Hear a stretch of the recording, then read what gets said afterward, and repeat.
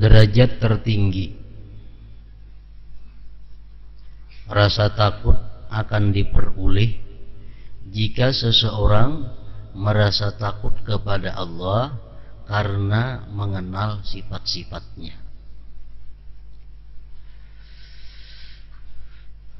Perasaan takut seperti ini akan menjadi hal bagi orang yang bersifat dengannya meskipun dia seorang siddiqin.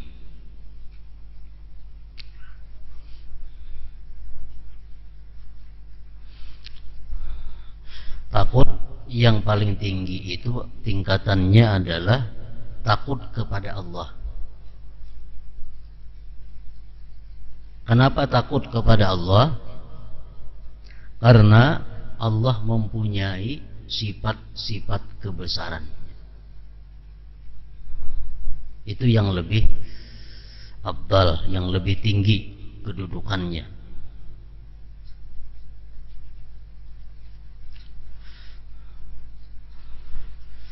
Allah pernah berwahyu kepada Nabi Daud alaihi salam, "Khabni kama takhafu sabu'ad dari." Artinya, wahai Daud, ujar Tuhan, takutlah kamu kepadaku sebagaimana kamu takut terhadap binatang buas.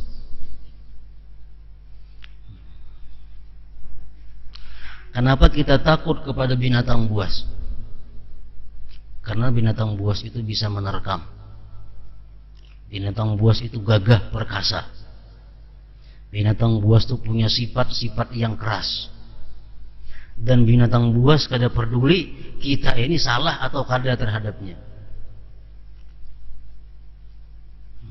Walaupun kita kada bersalah, binatang buas bisa menerkam kita. Maka itulah halnya takut kepada Allah itu memandang sifatnya.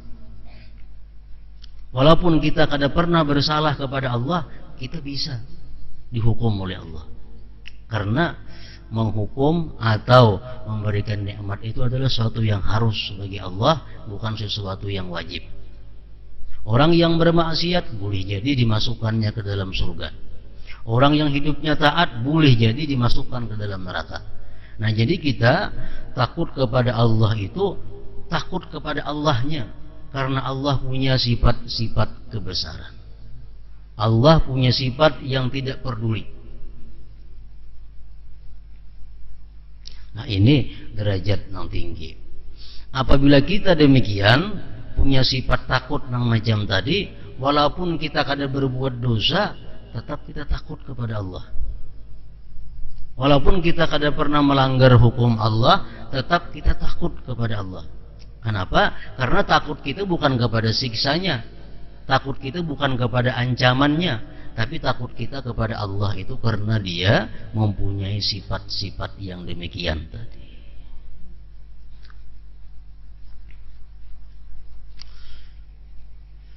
Nah, itu derajat takut yang tinggi. Macam Rasulullah sallallahu alaihi wasallam, Nabi kita kada pernah salah terhadap Allah. Nabi kada pernah melanggar apa yang diperintah Allah. Nabi kita menjunjung apa yang diperintahnya. Tapi Nabi berkata, "Ana akhsyakum lillah wa atqa." Aku ya Nabi orang yang paling takut di antara kalian ini terhadap Allah. Padahal Nabi kada pernah maksiat. Berarti Nabi bukan takut kepada ancaman Allah. Nabi bukan takut kepada siksanya Allah, tapi Nabi takut itu kepada Allahnya. Nah, ini khauf nang tinggi. Ada khauf nang di bawah, nang rendah, itu orang-orang yang takut kepada Allah karena siksanya.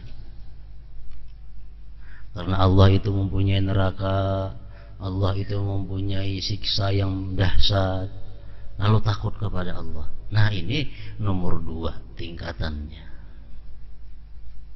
Orang yang macam ini takut nang ini bisa tertipu. Kenapa?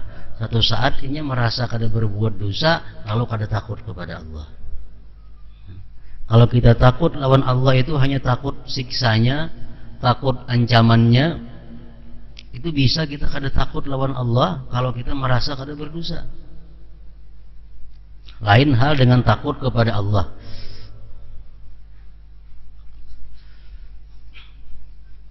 Jadi orang-orang yang beribadah kepada Allah, orang-orang yang menjauhi larangan Allah disebabkan takut, itu bisa terjadi. Disebabkan harap, bisa juga terjadi. Orang menjauhi yang dilarang Allah karena dia takut kepada Allah. Aku bukan takut siksanya, kada, takut kepada Allahnya. Lalu aku tinggalkan ini perbuatan munkar, aku tinggalkan ini perbuatan yang dilarang. Aku takut kepada Allah. Ini tinggi derajatnya. Ada orang yang meninggalkan munkar, ada orang yang meninggalkan yang diharamkan Allah karena takut dengan ancaman Allah. Oh, kada wani melakukan ini karena masuk neraka mati. Oh, kada wani melakukan ini karena dikubur, karena dihimpit oleh kubur. Aku kada wani melakukan ini karena bila mati sakit matinya. Nah, ini tingkatan yang kedua, takut bukan kepada Allah, tapi takutnya kepada ancaman-ancaman atau siksa-siksa yang diberikan Allah kepada orang-orang yang melanggarnya. Ini pun bagus juga. Kedudukan yang kedua. Ada lagi orang yang takut berbuat maksiat karena dia khawatir kalau matinya su'ul khatimah. Karena banyak hadis-hadis Rasulullah yang ancaman dosanya itu su'ul khatimah. Salah satunya riba. Orang yang melakukan praktik riba itu ancamannya su'ul khatimah. Maka ada wani riba. Kenapa? Ini bisa su'ul khatimah matinya. Kada wani aku melakukan riba, mati bisa kada beriman. Kalau menarik diri daripada riba. Nah, ini takutnya kenapa? Takutnya karena su'ul khatimah.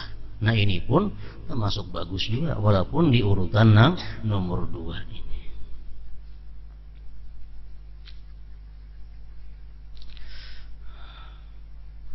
Jadi su'ul khatimah itu patut kita takuti.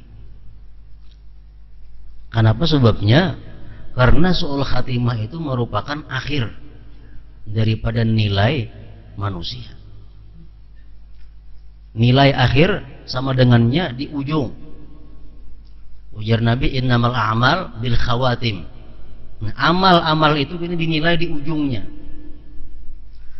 Nah, jadi kita kalau takut kepada su'ul khatimah, kita khawatir kalau mati ini kadang membawa iman. Ini takutnya takut di tingkatan yang nomor 2. Apalagi kita mengetahui bahwa para ulama menghimpunkan dari berbagai hadis-hadis Rasulullah, mereka menghimpunkan bahwa orang-orang nang su'ul khatimah itu sudah terlihat tanda-tandanya. Nah, apabila tanda-tanda su'ul khatimah itu kita ukur dengan keadaan kita, makin banyak ada tanda pada diri kita, tentu makin takut dengan su'ul khatimah.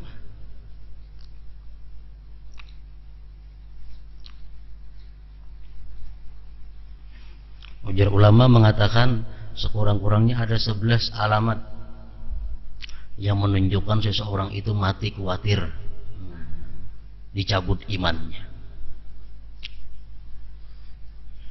Artinya su'ul khatimah. Pertama, harisan ala dunia wa jam'il mal. Orang ini suka tamak atas dunia dan suka menghimpunkan harta. Ini satu tanda apabila kita ini hidup ketujuh dengan dunia ini dan suka menumpuknya, suka menghimpunkannya, berarti ada securit pada diri kita ini alamat su'ul khatimah.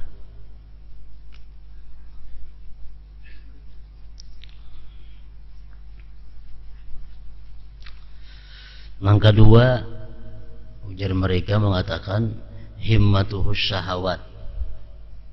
Pikirannya itu nang nyaman-nyaman. Kayak apa makan supaya nyaman, kayak apa guring supaya nyaman, kayak apa duduk supaya nyaman, kayak apa berpakaian supaya nyaman.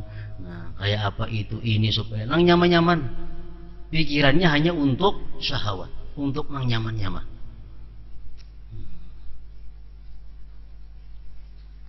Bila dalam diri kita ada yang demikian itu, dua curit, sudah kita alamatnya su'ul khatimah. Yang ketiga, fahasan fil qaul wa miksara. Yang ketiga itu alamatnya adalah berkata-kata nang kada baik dan banyak bicara. Perkataan nang kada baik itu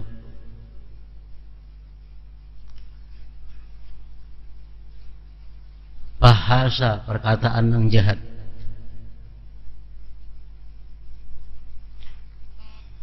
Bungo nyambet orang, bangsat, binatang. Ketujuh menyambet nangka itu bahasa. Sekali-sekali itu ada bapaknya gawian. Hari-hari kada tersambat ada bungo itu bilangnya. Baik lawan bini atau lawan anak atau lawan siapa. Hari-hari kada lepas dimuntung itu pada kalimat-kalimat nang jahat keluar. Nah, ini tanda juga. 3 curit sudah. Yang keempat, tahawun bis shalah. Memperinting dengan sembahyang. Sembahyang itu dianggap inting. Arti menganggap inting sembahyang itu luas. Jam berapa kagaknya sembahyang zuhur? Tidak ada masalah. Berjamaah kada jadi soal.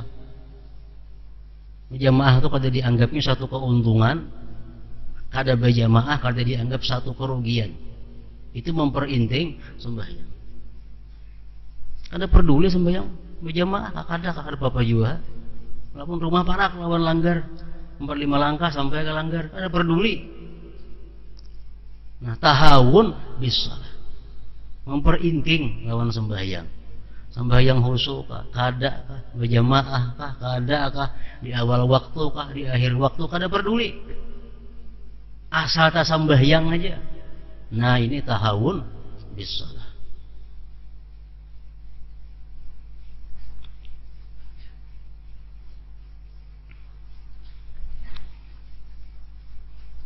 Bila itu gawian kita, itu alamat su'ul khatimah.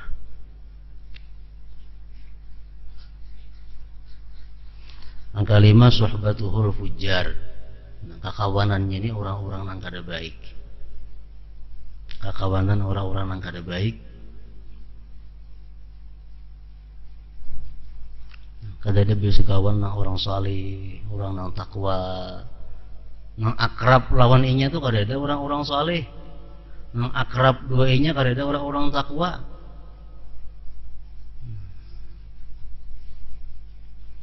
Kawanan periman-periman. Mencalok mulang naik ke rumahnya periman-periman tuh aja, kada ada orang saleh, orang takwa, penuntut ilmu kada ada.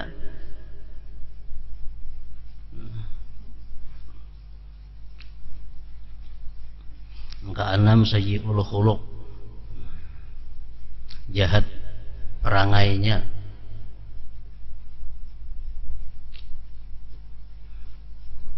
Yang ketujuh, fakhura, angkuh.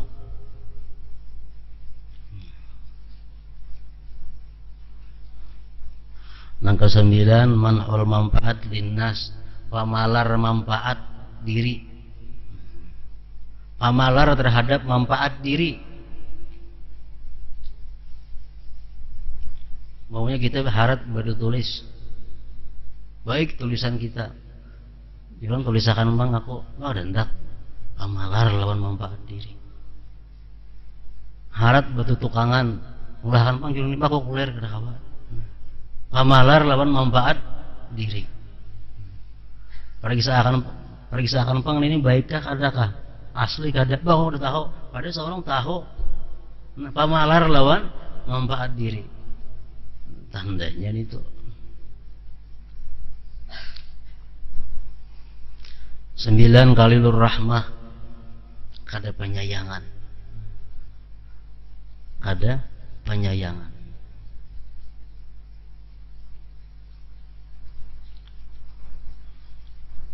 Salah seorang sahabat Rasulullah datang kepada Rasulullah. Rasulullah parahatan mencium cucu sidin Sayyidina Hasan, Sayyidina Husain. Dicium sidin, diangkat sidin, cucu sidin. Jadi jar sahabat Rasulullah tadi, wahai Rasulullah, ulun sambilan bisi anak kada pernah ulun ciumi anak ulun itu. Sambilan bisi anak kada pernah ulun cium anak ulun. Jadi Nabi jam itu kada penyayangan ngarannya. Orang kada penyayangan, jadi Nabi kada disayangi Tuhan. Kada penyayangan lawan manusia, lawan makhluk Allah yang lainnya. Nang ke-10 bakhila. Bakhil. Pemalar. Artinya biar awak uyo, biar awak uyo, biar awak sakit, biar sambati orang, asa duit jangan keluar. Pemalaran itu. Duit diulah Tuhan seakan menjaga diri, jangan diri menjaga duit. Aku haja apa? Aku haja disambut orang apakah? Asa duit jangan keluar. Pemalaran itu. Tak paling Allah menciptakan sesuatu dalam dunia ini, duit macam-macam supaya diri nyaman. Diri supaya nyaman. Jangan disambut orang, jangan lapah. Nah, jangan lapah beribadah, ada apa-apa. Tak paling. 11 nasiyan lil maut, zakiran lil maut illa qalila. Binian tan pemalar. Binian ini umumnya pemalar. Makanya jar Nabi binian ini supaya banyak-banyak bersedekah. Kenapa? Untuk mengandang diri daripada neraka. Paling banyak penghuni neraka itu adalah bini-bini.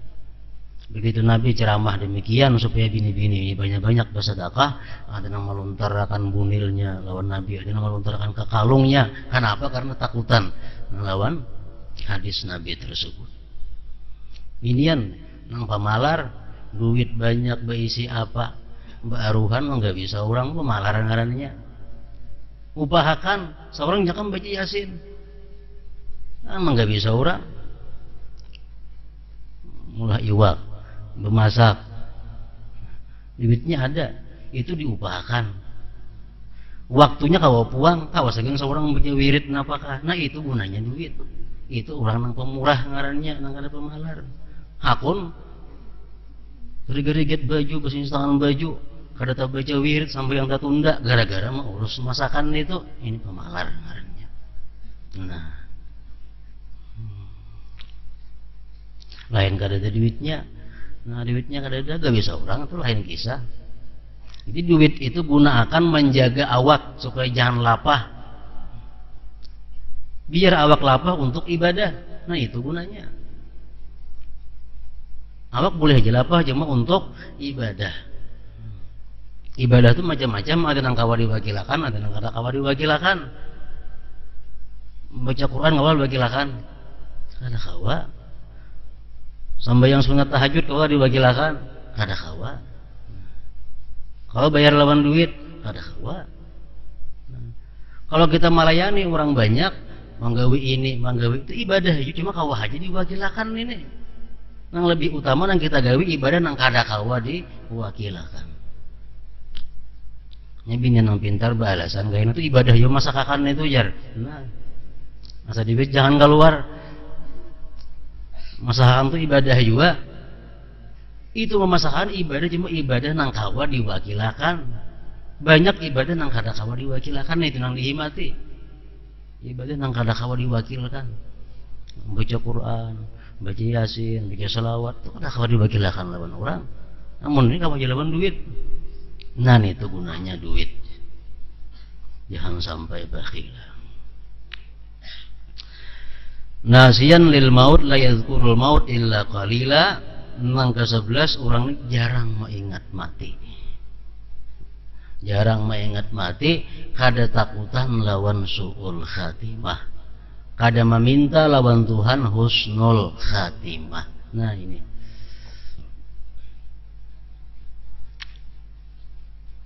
Kesimpulannya, orang-orang nang mati bakal husnul khatimah itu adalah orang-orang nang sejak wahini takutan dan selalu minta lawan Tuhan husnul khatimah.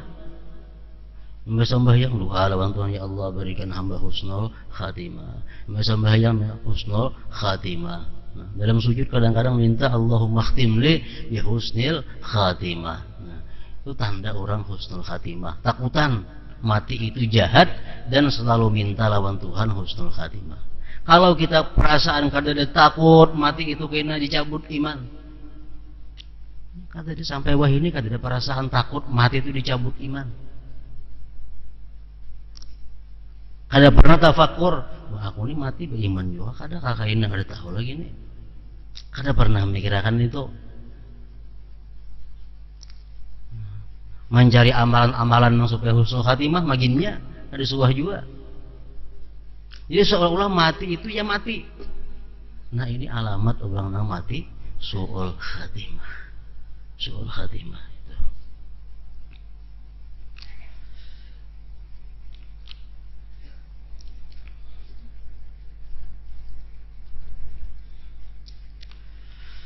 Nah, rasa takut kepada Allah kelak di akhirat akan membuahkan keridaan Allah. Dan orang yang diridai Allah akan memperoleh surga adan.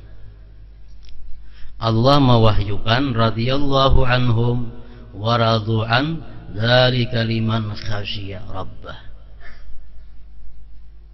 Allah ridha kepada mereka dan mereka pun ridha kepada Allah.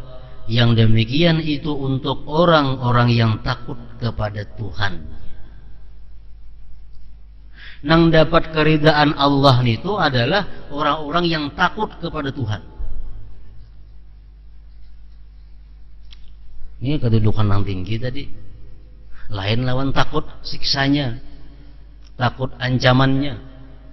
Nang Allah ridha itu, mereka pun ridha kepada Allah, itu untuk orang yang takut kepada Allah.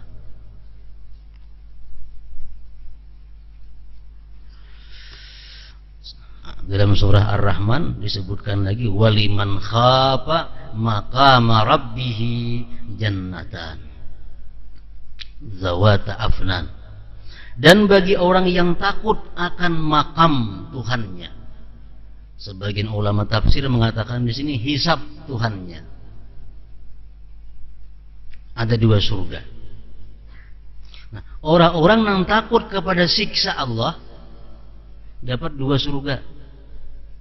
Tapi kalau orang-orang yang takutnya kepada Allah dapat keridaan Allah. Nah, ini bandingannya. Kalau kita takut kepada siksanya, kita dapat dua surga. Dan bagi orang yang takut akan makam Tuhannya, hisab Tuhannya, ada dua surga. Kedua surga itu memiliki pohon-pohon dan buah-buahan.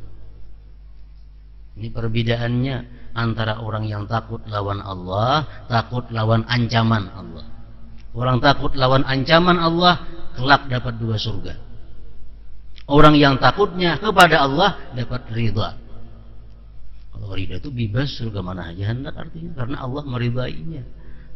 Radhiyallahu anhum wa radu'an dzalika liman khasyiya rabbah. Jika kamu bertanya mana yang lebih utama, rasa harap atau takut, maka jawabnya adalah sebagaimana perkataan Sayyid Abdullah bin Alawi Al-Haddad radhiyallahu anhu dalam bait syairnya di atas, kilahuma mislu dawa'il amfa.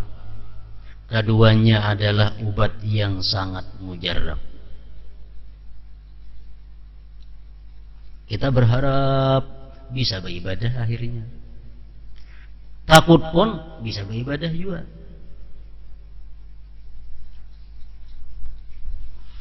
Keduanya adalah obat yang sangat mujarab.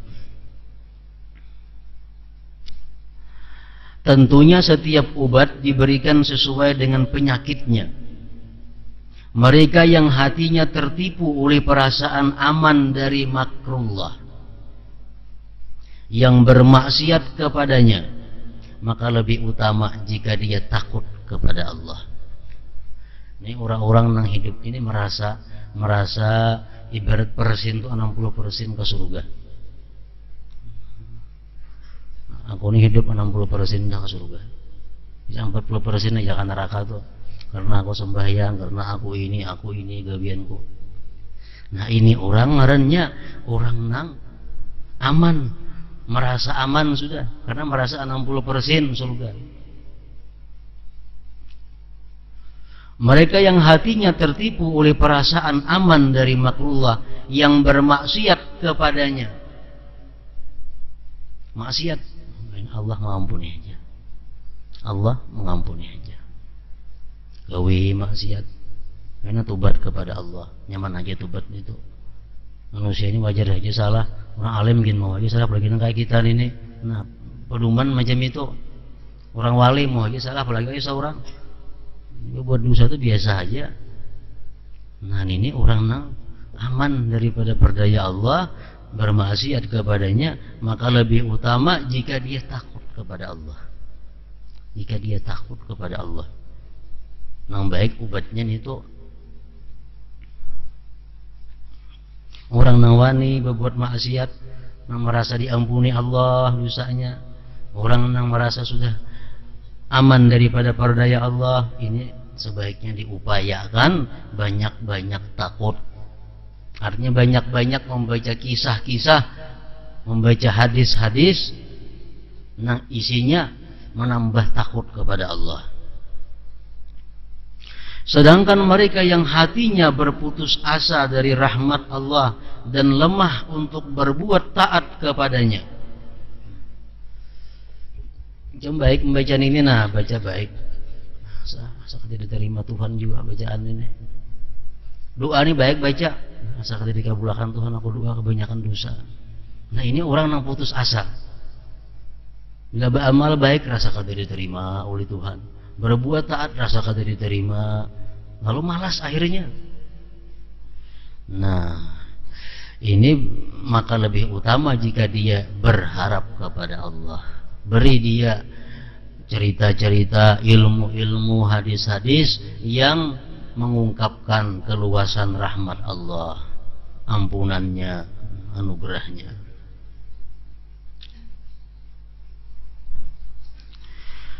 Barang siapa memahami pembahasan ini, maka dia akan menyadari bahwa secara mutlak rasa takut lebih utama. Sebab manusia lebih sering terpedaya oleh perasaan aman dari makrullah, berani bermaksiat kepadanya. Jadi secara umum artinya mana lebih baik banyaknya kita takut lawan Tuhan daripada harap. Secara umum lebih baik banyak takutnya. Jadi kurangi membaca kitab-kitab, membaca buku-buku, mendengari ceramah-ceramah nang kisahnya kisah kemurahan Allah, kisah ampunan Allah. Banyaki membaca buku, banyaki mendengari ilmu nang kisahnya kisah ancaman-ancaman Allah, supaya jangan terperdaya lawan makrullah ini.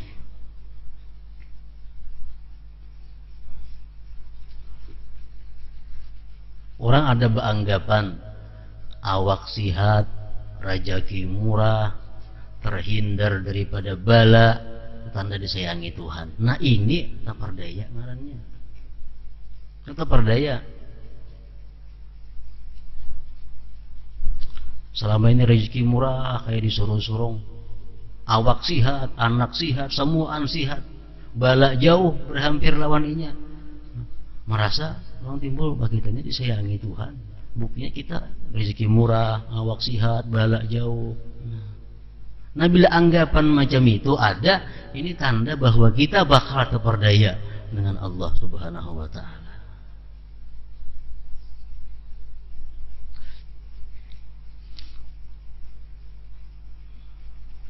Jangankan nang kita beribadah nang balang kambingan, beribadah nang kareta pirata, orang nang ibadah lurus ibadahnya, rezekinya murah, awaknya sihat, balaknya jauh.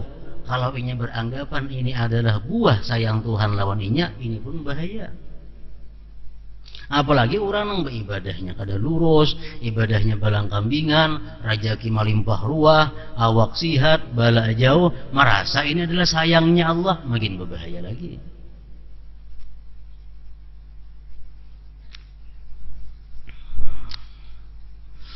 Dalam hadis Rasulullah mengatakan, "Idza ra'aita Allah yu'til 'abda ma yuhib wa huwa muqimun 'ala ma'siyatihi, fa inna ma dzalika min idraj."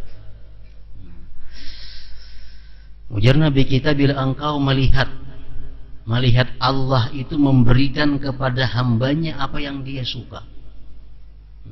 Hamba ini hendak apa aja diberi Allah, hendak apa aja diberi Allah ini. Maka si hamba ini kadang-kadang masih mau maksiat lawan Tuhan, maksiat lawan Tuhan masih mau, tapi rezekinya melimpah ruah. Ajar Nabi itu adalah fa innama dzalika min istidraj, itu adalah lanjuran daripada Allah Subhanahu wa taala, lanjuran.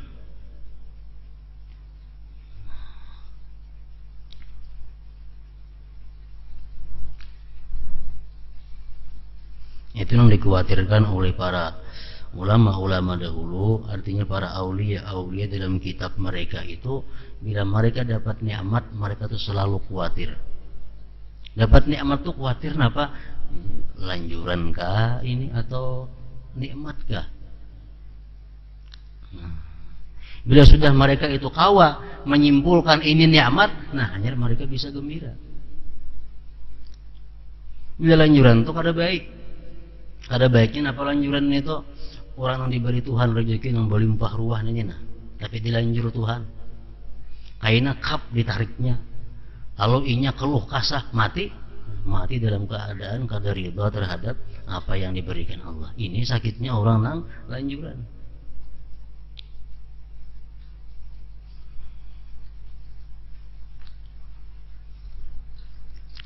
Sebab manusia lebih sering terpedaya oleh perasaan aman dari makrullah, berani bermaksiat kepadanya, mengutamakan dunia dan menaruh perhatian yang kecil kepada akhirat. Artinya pikiran 70% ke dunia, 30% hanya ke akhirat. Waktu 24 jam sehari, 20% untuk dunia, 4% 4 jam untuk akhirat. Berarti dia punya perhatian yang kecil kepada akhirat. Sebagaimana wahyu Allah Ta'ala, inna haula yuhibbuna al-ajilah wa yadharuna wara'ahum yawman saqila. Sesungguhnya mereka menyukai kehidupan dunia dan tidak memperdulikan kesudahan mereka pada hari yang berat akhirat.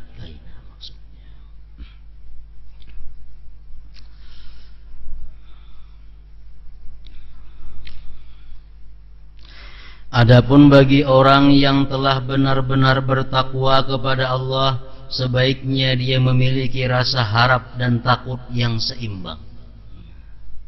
Kalau orang nang sudah takwa lawan Allah, orang nang hidupnya sudah lurus, ini sebaiknya dia memiliki rasa takut dan harap nang seimbang.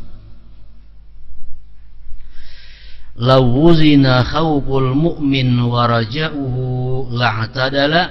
Seandainya rasa takut dan harap seorang mukmin ditimbang, tentu akan sama beratnya. Nah ini orang-orang yang bujur-bujur mukmin, dia punya takut dan harap yang seimbang. Kalau orang nangkar tapi lurus tadi, nah itu lebih baik takutnya.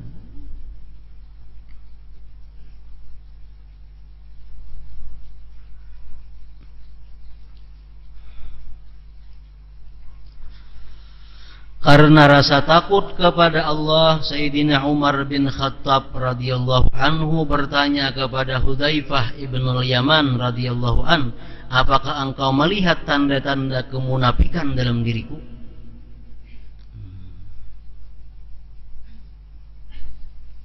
Hudzaifah ibn al-Yaman Ini digelar sahibu sirri Rasulullah sallallahu alaihi wasallam. Hudzaifah ini orang yang punya rahasia Rasulullah dalam hal mengetahui orang itu ada sifat munafik atau kada. Jadi Hudzaifah ibnul Yamani ini sahabat Rasulullah nang diberi Nabi ilmu, yang dengan ilmu itu sih kawa tahu ini munafik ini kada. Nah, jadi sahabat-sahabat itu datang kepada Hudzaifah, periksakan diriku ada munafik atau kada, ada munafik atau kada. Nah, Hudzaifah ini orang diberi Nabi ilmu sehingga tahu demikian itu. Ada orang mati, ditanyakan kepada Hudzaifah itu munafik ada orangnya. Oh munafik, munafik. Nah, itu bidangnya di situ Hudzaifah. Jadi sahabat-sahabat Rasulullah itu dibagi-bagi ilmu oleh Nabi kita. Hudzaifah di bidang ahli di sini, mengetahui sifat munafik orang tuh, hati orang tuh munafik atau kada, itu Hudzaifah tahu. Makanya Sayyidina Umar pun yang lebih tinggi daripada Hudzaifah kedudukan Sayyidina Umar, tapi dalam hal itu Umar kalah lawan Hudzaifah. Bertakun kepada Hudzaifah, aku ini masih adakah sifat munafik atau kada?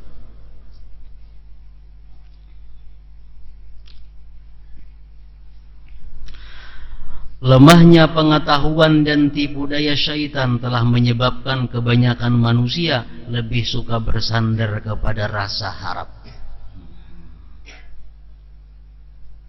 Ini karena kebanyakan membaca buku-buku nang kisah-kisahnya harap, kebanyakan mendengari ceramah agama nang rami-rami.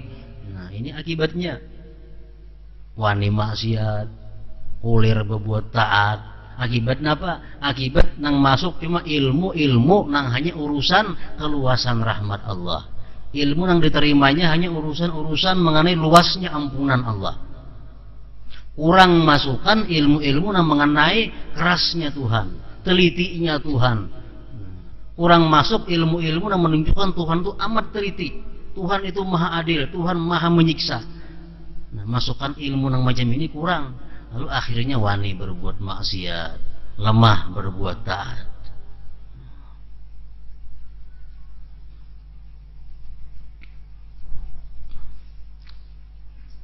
Lemahnya pengetahuan dan tipu daya syaitan telah menyebabkan kebanyakan manusia lebih suka bersandar kepada rasa harap. Padahal Allah memuji orang yang berdoa kepadanya dengan penuh harap dan takut. Allah berfirman, yad'una rabbahum khaufan wa tama'a. Mereka berdoa kepada Tuhannya dengan rasa takut dan harap. Kita berdoa lawan Tuhan, perasaan takut harap itu pasti ada. Harap napa? Harap doa dikabulkan Allah. Harapnya napa? Doa ini diterima oleh Allah, doa ini diganjar oleh Allah, doa ini membawa ridha Allah. Itu harapnya. Takutnya apa? Takutnya kalau doa aku ini ditolak oleh Allah. Takutnya doa ini ada doa nang kurang adab dengan Allah. Takutnya doa ini doa nang kada pantas aku minta kepada Allah. Nah, jadi setiap doa itu nang Allah memuji, doa nang disertai ada takut dan harapnya. Yad'unana raghaban wa rahaba, mereka berdoa kepada kami dengan harap dan cemas. Nah, sedangkan bagi seseorang yang menghadapi maut, rasa harap lebih utama dan lebih tepat baginya, sebab perasaan harap tersebut lebih mudah menimbulkan rasa cinta kepada Allah. Rasulullah sallallahu alaihi wasallam bersabda, la yamutanna ahadukum illa wa huwa yuhsinu dhanna bi rabbih. Janganlah salah seorang dari kalian meninggal dunia kecuali ia berprasangka baik kepada Tuhannya.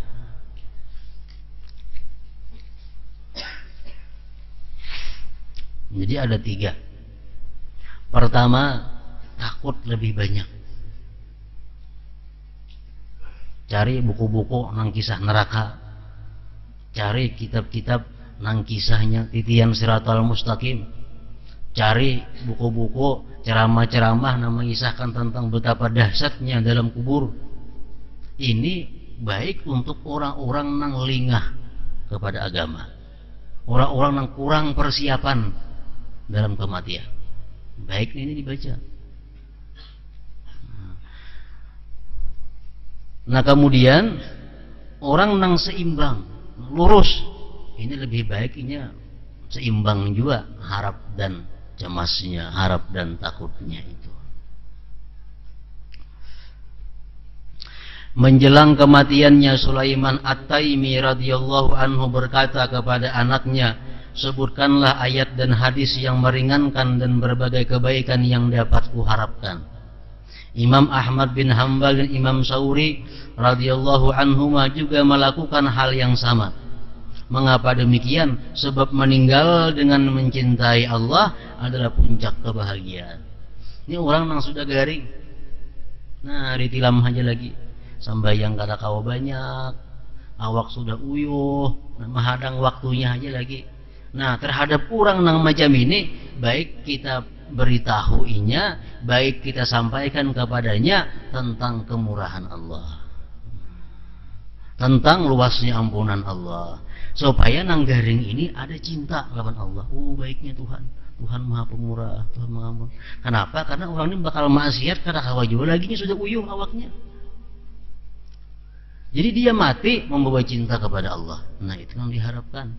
Orang-orang yang sudah tua, yang sudah sakit, itu lebih baik membaca ayat-ayat yang menambah harapan kepada Allah Subhanahu wa ta'ala. Berikut adalah beberapa ayat yang dapat menimbulkan rasa takut kepada Allah.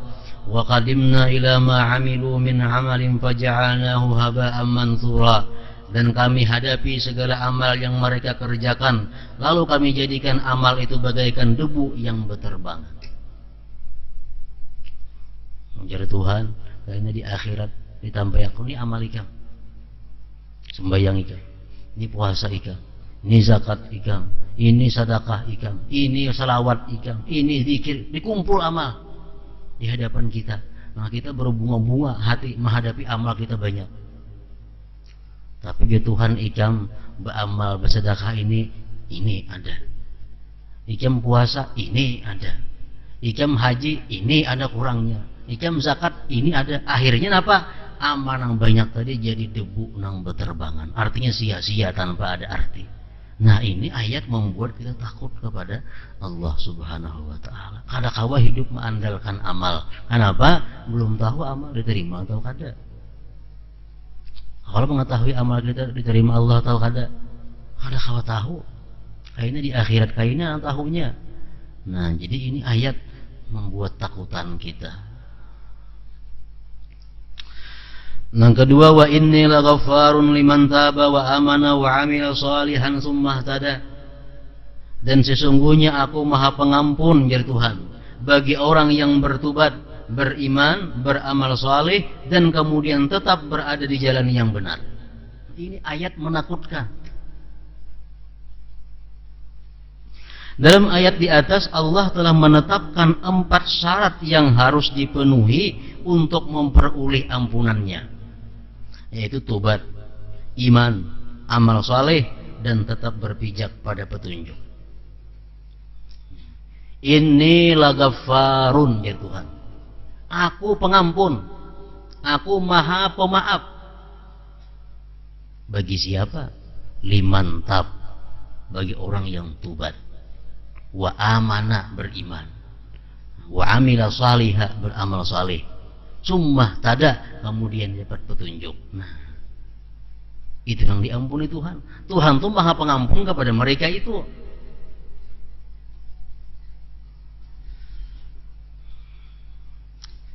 Kita umumnya kada sembahyang, awas kada sembahyang, tobat kita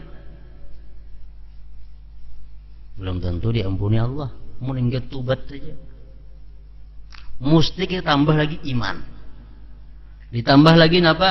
Amila saleh, beramal saleh, ditambah lagi pulang tobat itu lurus sampai mati. Dalam ayat lain Allah berfirman, "Faman taba min ba'di zulmihi wa aslah fa innallaha yatubu alaih." Orang yang tobat dari zalimnya kemudian dia berbuat baik, itu Allah terima tobatnya. Kita mencuntan penurang, ya Allah, ulun tubat, ulun menyesal mencuntan penurang. Kada terima Tuhan tubat ini kalau kada berbuat baik. Berbuat baiknya apa? Mengembalikan cuntanan itu kepada orang. Nah, kita kada sembahyang, minta ampun lawan Tuhan, kada diampuni Tuhan selama kita kada mengkaba sembahyang dan kada tinggalkan itu. Nah, ini artinya wa inni laghaffarun liman taba wa amana wa amila shalihan tsumma ihtada.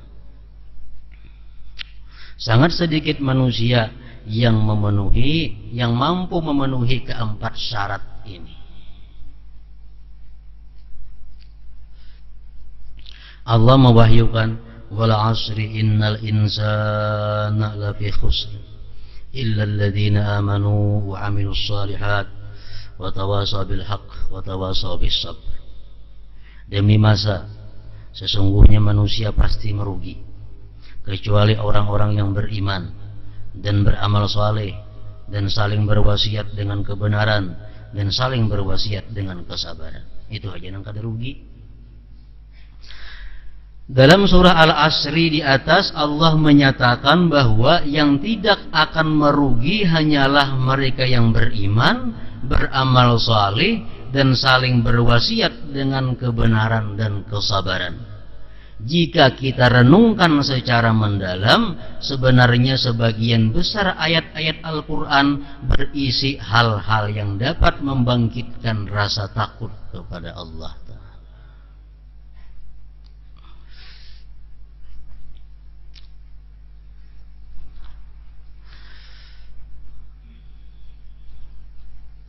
Dahulu Sayyidina Umar bin Khattab radhiyallahu anhu sering jatuh pingsan jika mendengar ayat-ayat tertentu karena merasa takut kepada Allah Ta'ala. Sampai-sampai para sahabat menjenguk beliau selama beberapa hari. Bahkan di wajah beliau terdapat 2 garis hitam bekas aliran air mata karena begitu takut kepada Allah. Beliau pernah berkata, "Oh, andai saja aku tidak dilahirkan oleh ibuku." Takutnya Sayyidina Umar ini disebutkan, ujar Sayyidina Umar, andai kata ada pengumuman dari langit, seluruh penduduk bumi masuk surga kecuali Saikung. Aku jauh Umar sangat takut bersih aku na Saikung itu nang kada ke surga. Ini kayak kita bayangkan takutnya Sayyidina Umar.